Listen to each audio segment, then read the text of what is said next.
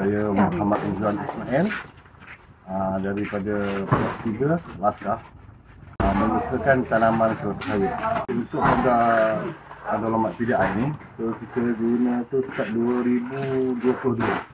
Sekarang ni kita mengusahakan tanaman kelapa sawit. So kita banyak ambil kebun-kebun yang terbiar, kebun yang tak dijaga, yang tak diurus dengan baik.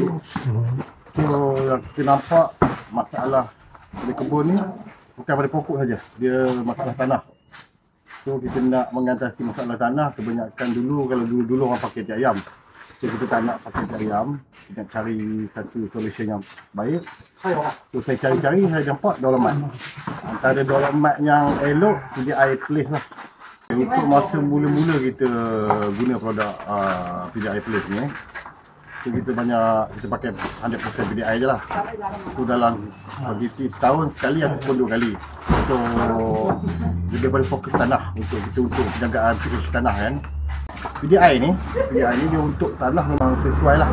Terutamanya untuk tanaman kelapa sawit yang telah terbiar agak lama, yang tak diuruskan dengan baik. Selain daripada baja NPK, kita memang tumpuan kita setahun sekali atau 2 kali mesti masuk dolomat PDI. Sebelum kita guna PDI ni, so baja kita baja NPK. So dia jadi daun dengan batang dia tak cantik lah kan.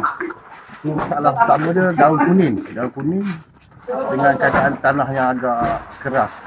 Tapi selepas kita guna PDI Place, saya nampak dalam jangka masa 4 ataupun 6 bulan, perubahan fizikal pokok iaitu daun.